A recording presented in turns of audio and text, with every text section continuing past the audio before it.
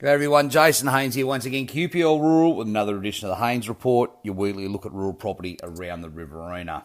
Well, after last week's rain, we have seen a little top up to storages in that Murrumbidgee system, so some very encouraging results and certainly a positive outlook for the irrigation season ahead of us. Probably not quite as lucky in that Murray system, but still some very good results and some confidence boosting down there as we look towards the 2021 winter crop. Now, I've said it a number of times, we need to be looking fairly close at this irrigation space. I think there's some real opportunity there going forward just based on land values and what you can grow. I spoke to one gentleman during the week who's going into a pure double cropping system, so he's getting a cereal off, getting it dried down, then straight into a maize crop or another summer crop during the summer. So there's some real efficiencies there and being able to double crop some of this country. People do get worried about water price, but look, here's a little quick statistics. I've just gone back over the last 17 years, and it's only 17 years because that's as far back as this trade dashboard will go. But in the last 17 years, we've had 8 years out of the 17 that have been well below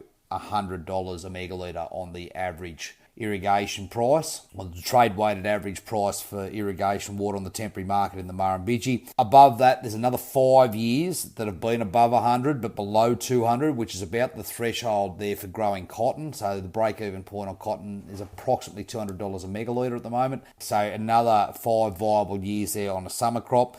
There's only been 4 years out of that 17 where the trade weighted price has been above this level, and it's been uneconomical to irrigate any of those annual crops. So if you think back, even on a dryland basis over the last 17 years, there's probably been 4 shockers out there. So it is really relative to what you're doing at home. And when you start thinking about the price that has been paid for some of this dryland country out there, as I said, I think there's some real upside to be had in this irrigation space. And this is purely on a return on investment when you consider what you can generate out of $1 invested in land in this irrigation space as against what we're paying for dryland country in some areas at the moment. It's got some great opportunities coming up at the moment. I will give a shout out to little Brolga Farm down there at Finley. This is quite an active little area. And Brolga, 368 acres, been fully redeveloped. So don't think you know this property until you come and have a look at it. It's gone through a full transformation. There's new concrete, there's new bays, new lasered square bays there into rice bays, set up for a 12-metre rig, so very efficient, even runs. So good even watering across the bays. It has a very good rice crop in there at the moment. There's an opportunity to go to auction on the 16th of April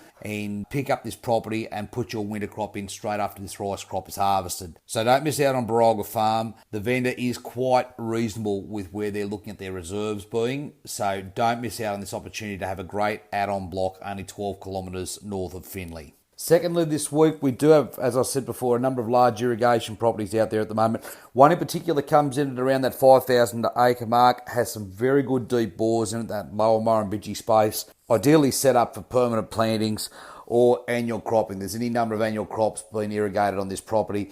It's very efficient, very convenient property and ideal for somebody that wants to test the water in this space on a larger scale. Lastly, this week, we do need to talk about tax. We're getting to that tax time of the year. We've done a few deals at the moment and spent some money on getting a tax depreciation schedule.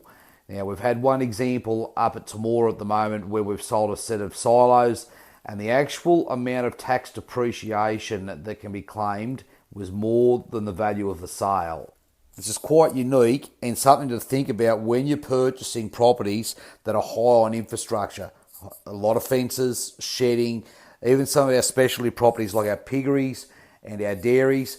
The depreciation that could be available on these properties that is passed on to the new owner is significant and can provide for a very cheap opportunity for some people to step into these properties and own real assets paid for largely by the depreciation that they attract.